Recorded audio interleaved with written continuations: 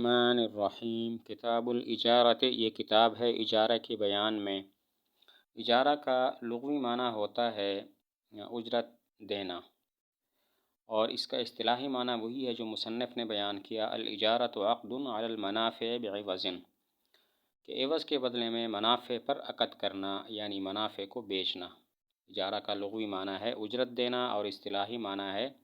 عقد علی المنافع بعوض، عوض کے بدلے منافع پر عقد کرنا، یعنی منافع کو بیچنا۔ ولا تصح، اور صحیح نہیں ہے، حتی تکون المنافع، یہاں تک کہ ہوں منافع معلومتاً معلوم، والاجرت معلومتاً، اور اجرت معلوم۔ اجارہ تب صحیح ہوگا جبکہ منافع بھی معلوم ہوں اور اجرت بھی معلوم ہو۔ یہ بات معلوم ہو کہ کون سی منفعت بیچی جا رہی ہے، اور یہ بھی معلوم ہو کہ اس کی اجرت کتنی ہوگی۔ تو اجارہ تب صحیح ہوگا جبکہ منافع اور اجرت معلوم ہوں، یعنی یہ بات معلوم ہو کہ کون سی منفعت بیچی جا رہی ہے، اور یہ کہ اس کی اجرت کتنی ہوگی۔ وما جازا، اور وہ چیز کہ جائز ہے، ان یکون ثمناً، کہ ہو ثمن فی البیع، بے میں، جاز ان یکون اجرتاً فی الاجارۃ، جائز ہے کہ ہو وہ اجرت اجارہ میں۔ جو چیز بے میں ثمن بن سکتی ہے وہ چیز اجارہ میں اجرت بھی بن سکتی ہے۔ جو چیز بے میں ثمن بن سکتی ہے، سونا، چاندی، پیسے، نقدی وغیرہ، وہ چیز اجارہ میں اجرت بھی بن سکتی ہے۔ والمنافع، اور منافع تارتاً تصیر معلومتاً، کبھی معلوم ہوتے ہیں، بالمدت، مدت کے ساتھ، استیجار الدور، جیسا کہ گھروں کو کرایہ پر لینا، للسکنہ، رہائش کے لیے، والارضین للزراعۃ، اور زمینوں کو کرایہ پر لینا زراعت کے لیے، کھیتی باڑی کے لیے۔ فیصح العقد علی مدت معلومۃ، تو عقد صحیح ہوگا معلوم مدت پر، ای مدت کانت، خواہ کوئی بھی مدت ہو۔ وتارتاً، اور کبھی تصیر معلومتاً، ہوتے ہیں معلوم، بالعمل والتسمیۃ، کام کے ساتھ اور نام لینے کے ساتھ، ذکر کرنے کے ساتھ۔ کمن، جیسا کہ وہ شخص، استاجر رجلاً، جس نے اجرت پر لیا کسی آدمی کو، علی صبغ ثوب، کسی کپڑے کے رنگنے پر، او خیاطۃ ثوب، یا کسی کپڑے کے سینے پر، او استاجر دابۃ، یا کرایہ پر لیا کسی جانور کو، لیحمل علیہا مقدارا معلوما، تاکہ لادے اس پر معلوم مقدار، الی موضع معلوم، معلوم جگہ تک، او یرکبہا، یا تاکہ اس پر سواری کرے، مسافۃ معلومۃ، معلوم مسافت تک۔ وتارتاً، اور کبھی تصیر معلومتاً، منافع معلوم ہوتے ہیں، بالتعیین والاشارۃ، تعیین اور اشارہ کے ساتھ۔ کمن استاجر، جیسا کہ وہ شخص جس نے اجرت پر لیا، رجلاً، کسی آدمی کو، لینقل ھذا الطعام الی موضع معلوم، تاکہ نقل کرے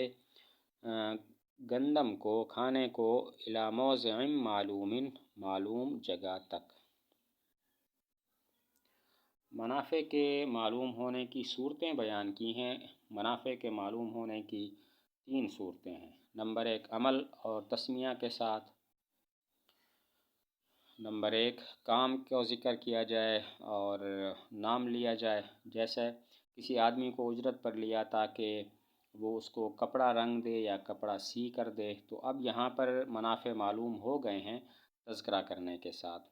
یا جانور اجرت پر لیا تاکہ اس پر ایک مقدار معلوم مسافت تک لا دے، کہ فلاں جگہ تک اس گندم کو لے کر جانا ہے، اس جانور پر سوار کرانا ہے، لادنا ہے۔ یا اس نے جانور کرایہ پر لیا تاکہ معلوم مسافت تک اس پر سفر کرے۔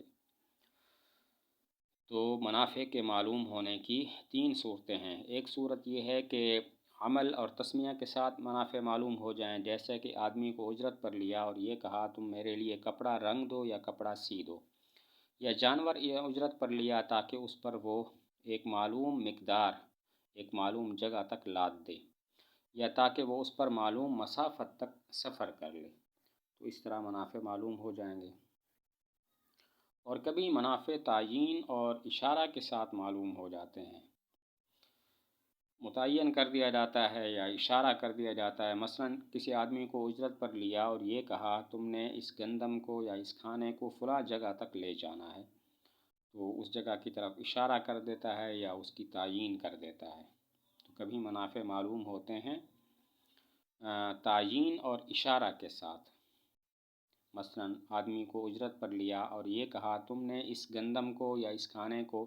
فلاں جگہ تک لے جانا ہے.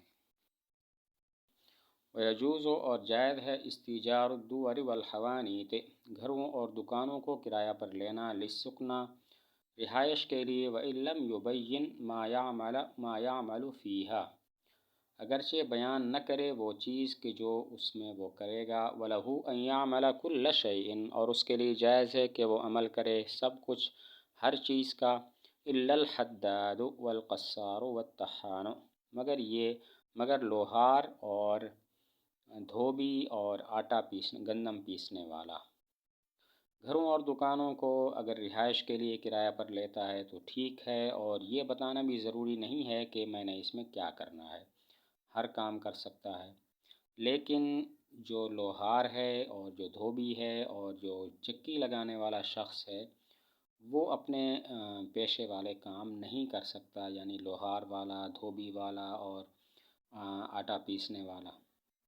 گھروں اور دکانوں کو رہائش کے لیے کرایہ پر لینا جائز ہے، اگرچہ وہ نہ بتائے کہ میں نے اس میں کیا کرنا ہے. لیکن اگر رہائش کے لیے لیا تو پھر لوہار اور دھوبی اور چکی والا، گندم پیسنے والا اپنے پیشے والے کام اس گھر میں نہیں کر سکتا. اگر اپنے پیشے کے لیے اس نے دکان کرایہ پر لینی ہے یا گھر کرایہ پر لینا ہے تو پھر بتانا ضروری ہے کہ میں نے اس میں یہ کام کرنے ہیں. ویجوز اور جائز ہے استیجار الاراضی، زمینوں کو کرایہ پر لینا، للزراعت کھیتی باڑی کے لیے، وللمستاجر اور اجرت پر لینے والا، کرایہ پر لینے والے کے لیے ہوگا، الشرب والطریق پانی کی باری اور راستہ، وإن لم یشترط اگرچہ شرط نہ لگائی گئی ہو، ولا یصح العقد اور عقد صحیح نہیں ہے، حتی یسمى ما یزرع فیہا یا حتی یسمی ما یزرع فیہا یہاں تک کہ تذکرہ کرے اس چیز کا کہ جو وہ اس میں کاشت کرے گا، او یقول یا کہے علی ان یزرع فیہا ما شاء اس شرط پر کہ وہ اس میں کھیتی باڑی کرے گا اس میں جس چیز کی چاہے. اگر زمینوں کو کھیتی باڑی کے لیے اجرت پر لیتا ہے تو پھر یہ جائز ہے، اور کھیتی باڑی کے لیے اگر زمین اجرت پر لی ہے، کرایہ پر لی ہے، تو پھر اس کو پانی کی باری بھی ملے گی اور اس کی طرف آنے والا راستہ بھی ملے گا، اگرچہ ان باتوں کی شرط نہ بھی لگائی گئی ہو پھر بھی یہ ملیں گے. اور کھیتی باڑی کے لیے زمین اجرت پر اگر لیتا ہے تو پھر اس کے لیے ایک اور چیز ضروری ہے کہ یا تو بتا دے کہ میں نے فلاں چیز کاشت کرنی ہے، یا پھر طے ہو جائے کہ میری مرضی، میں جو چاہوں اس میں کاشت کروں. تو مسئلہ یہ ہے کہ زمینوں کو اگر اجرت پر لیتا ہے کھیتی باڑی کے لیے تو پھر یہ جائز ہے، اور جب کھیتی باڑی کے لیے زمین لے لے گا تو پھر اس کو پانی کی باری بھی ملے گی اور اس کی طرف آنے والا جو راستہ ہے وہ بھی ملے گا، اگرچہ ان باتوں کی شرط نہ لگائی گئی ہو تب بھی یہ دونوں چیزیں ملیں گی. اور کھیتی باڑی کے لیے زمین کا عقد، اس کا اجارہ تب جائز ہے جب کہ دو باتوں میں سے ایک بات ہو، یا تو بتا دے کہ میں نے فلاں چیز اس میں کاشت کرنی ہے، یا پھر طے ہو جائے عقد کے وقت کہ میری مرضی، میں اس میں جو بھی کاشت کروں. ویجوز اور جائز ہے ان یستاجر الساحة کہ کرایہ پر لے میدان، لیبنی فیہا تاکہ اس میں عمارت کھڑی کرے، او یغرس فیہا یا اس میں درخت لگائے، نخلاً کھجور کے، او شجراً یا عام درخت. فإذا انقضت مدت الاجارت جب گزر جائے اجارے کی مدت، لزمہ تو اس پر لازم ہوگا، ان یقلع البناء کہ اکھیڑے عمارت کو، والغرس اور درختوں کو، ویسلمها فارغة اور زمین حوالے کرے فارغ خالی کی ہوئی، الا ان یختار مگر یہ کہ اختیار کرے صاحب الارض زمین والا، ان یغرم له قیمت ذلك مقلوعا کہ چٹی دے اس کو اس کی قیمت کی، اس حال میں کہ وہ اکھڑے ہوئے ہوں، فی ملک ہی اس کی ملکیت میں، او یرضا بترکہ یا راضی ہو جائے اس کے چھوڑنے پر، علی حال ہی اپنے حال پر، فیکون البناء لہذا تو عمارت اس کی ہوگی، والارض لہذا اور زمین اس کی ہوگی۔ میدان اجرت پر لیا تاکہ اس میں کوئی عمارت کھڑی کرے یا اس میں کھجور کے یا عام کوئی درخت لگائے تو ٹھیک ہے، لیکن جب اجارے کی مدت گزر جائے گی، 1 سال 2 سال، تو پھر اس پر لازم ہوگا کہ اپنی عمارت کو اور درختوں کو اکھیڑ کر خالی زمین حوالے کرے، فارغ زمین حوالے کرے۔ لیکن 2 صورتیں ایسی ہیں کہ جس میں اکھیڑنا ضروری نہیں ہے۔ نمبر 1، زمین والا کہتا ہے کہ میں چلو اس کی ضمان ادا کر دیتا ہوں، لیکن ان کی وہ قیمت میں ادا کروں گا جو واجب القلع ہونے کی صورت میں بنتی ہیں۔ اس صورت میں بنتی ہیں کہ ان کو اکھیڑنا واجب ہے، یعنی تھوڑے سے پیسے اس کو دے دے، اکھڑے ہوئے چیزوں کی قیمت اس کو دے دے۔ نمبر 2، وہ کہے کہ چلو رہنے دو، زمین پر یہ درخت اور عمارت رہنے دو، تو اب زمین اور تو عمارت اور درخت تو ہوں گے مستاجر کے، اور جو زمین ہے وہ مالک کی ہوگی، مالک زمین کی ہو جائے گی۔ مسئلہ یہ ہے، میدان اجرت پر لیا تاکہ اس میں عمارت کھڑی کرے یا اس میں کھجور کے یا کوئی اور درخت لگائے تو ٹھیک ہے، لیکن جب اجارے کی مدت گزر جائے گی، 1 سال 2 سال جتنی بھی ہے، تو پھر اس مستاجر پر لازم ہوگا کہ اپنی عمارت کو اکھیڑے، اپنے درختوں کو اکھیڑے اور خالی زمین مالک زمین کے حوالے کر دے۔ ہاں، 2 صورتیں ایسی ہیں جن میں اکھیڑنا ضروری نہیں ہے۔ نمبر 1، زمین والا کہتا ہے میں ان درختوں کی، ان عمارتوں کی قیمت ادا کرتا ہوں، زمان تاوان ادا کرتا ہوں، لیکن وہ قیمت وہ ادا کرے گا جو واجب القلع ہونے کی صورت میں بنتی ہیں، یعنی ملبے کی قیمت ادا کرے۔ اور نمبر 2، مالک زمین کہتا ہے کہ رہنے دو، زمین پر اس عمارتوں کو، اس عمارت کو اور درختوں کو رہنے دو۔ تو اب یہ ہوگا کہ عمارت اور درخت ہوں گے مستاجر کے، اور جو زمین ہے وہ مالک زمین کی ہوگی۔ وَيَجُوزُ اور جائز ہے استِئْجَارُ الدَّوَابِ جانوروں کو کرایہ پر لینا، للرکوب والحمل سواری کرنے اور لادنے کے لیے، فَإِنْ أَطْلَقَ الرُّكُوبَ پس اگر اس نے مطلق رکھا سوار ہونے کو، جائز ہے أَنْ يَرْكَبَهَا مَنْ شَاءَ کہ اس پر سواری کرے جو چاہے، وَكَذَلِكَ اور اسی طرح إِنِ اسْتَأْجَرَ ثَوْبًا اگر کرایہ پر لیا کپڑا، لِلُبْسٍ پہننے کے لیے، وَأَطْلَقَ اور مطلق رکھا، جانور کرایہ پر لیا تاکہ اس پر سواری کرے یا اس پر سامان لادے، یا کپڑا کرایہ پر لیا تاکہ اس کو پہنے، تو اگر تو یہ بات ہے کہ اس نے مطلق رکھا کہ اس پر یہ نہیں بتایا کہ کون اس پر سوار ہوگا اور کیا چیز اس پر لادی جائے گی یا کون اس کپڑے کو پہنے گا، تو پھر سواری کی جانور کی صورت میں اس پر جو مرضی سوار ہو جائے، اور کپڑے کی صورت میں اس کو جو مرضی پہن لے، خود بھی پہن سکتا ہے، دوسرے کو بھی پہنا سکتا ہے۔ اگر جانور کرایہ پر لیا تاکہ اس پر سواری ہو یا تاکہ اس پر کوئی سامان لادا جائے، یا کپڑا اجرت پر لیا تاکہ اس کو پہنے، تو اگر صورتحال یہ ہے کہ جانور والی صورت میں اس نے مطلق رکھا، یہ نہیں بتایا کہ اس پر سواری کون کرے گا، کپڑے والی صورت میں یہ نہیں بتایا کہ اس کو پہنے گا کون، تو خود بھی اس جانور کو اور کپڑے کو استعمال کر سکتا ہے اور کسی دوسرے سے بھی کروا سکتا ہے۔ فَإِنْ قَالَ پس اگر کہا لہو اس کو، عَلَىٰ أَنْ يَرْكَبَهَا فُلَانٌ اس شرط پر کہ اس پر سواری کرے گا فلان، او يَلْبَسَ الثَّوْبُ فُلَانٌ یا کپڑا پہنے گا فلان، فَأَرْكَبَهَا غَيْرَهُ تو اس نے سوار کرا دیا اس پر اپنے غیر کو، او أَلْبَسَهُ غَيْرَهُ یا اس کو، یا وہ پہنا دیا اپنے غیر کو، كَانَ ضَامِنًا تو ضامن ہوگا، إِنْ عَتَبَتِ الدَّابَّةُ اگر ہلاک ہو گیا جانور، او تلف الثَّوْبُ یا کپڑا تلف ہو گیا۔ ان دونوں مسئلوں میں دوسری صورت یہ تھی کہ جانور والی صورت میں یہ کہتا ہے کہ میں یہ اس سواری کے لیے تم سے اجرت پر لیتا ہوں، عَلَىٰ أَنْ يَرْكَبَهَا فُلَانٌ اس شرط پر کہ فلاں اس پر سوار ہوگا، یا کپڑا اجرت پر لیا یہ کہتے ہوئے، عَلَىٰ أَنْ يَلْبَسَ الثَّوْبُ فُلَانٌ اس شرط کے ساتھ کہ اس کپڑے کو فلاں آدمی پہنے گا۔ تو اگر جانور پر کسی اور کو سوار کرا دیا اس فلاں کے علاوہ، یا کپڑا کسی اور کو پہنا دیا اس فلاں کے علاوہ، اور وہ کپڑا ہلاک ہو گیا یا جانور ہلاک ہو گیا تو اب یہ اجرت پر لینے والا ضامن ہوگا۔ ان دو مسئلوں میں دوسری صورت یہ ہے کہ جانور لینے کی صورت میں اس نے یہ بھی کہا علی ان یرکبھا فلان، اس شرط پر لیتا ہوں کہ فلاں اس پر سوار ہوگا، یا کپڑا اس شرط پر لیتا ہوں کہ فلاں اس کو پہنے گا، پھر اس جانور پر کسی اور کو سوار کرا دیا اس فلاں کے علاوہ، یا کپڑا کسی اور کو پہنا دیا اس فلاں کے علاوہ، اور وہ کپڑا ہلاک ہو گیا یا جانور ہلاک ہو گیا تو یہ اجرت پر لینے والا ضامن ہوگا۔ وکذالک، اور اسی طرح ہے، کل ما یختلف باختلاف المستعمل، ہر وہ چیز جو مختلف ہوتی ہے استعمال کنندہ کے مختلف ہونے کے ساتھ۔ فاما العقار، بہرحال زمین، وما لا یختلف، اور وہ چیز جو مختلف نہیں ہوتی باختلاف المستعمل، مستعمل استعمال کنندہ کے اختلاف کے ساتھ، فإن شرط سکنا واحد بعینہ، پس اگر شرط لگائی کسی متعین آدمی کے رہائش کی، کسی ایک متعین کی رہائش کی، فلہ ان یسکن غیرہ، تو اس کے لیے جائز ہے کہ وہ ٹھہرائے اس کے غیر کو۔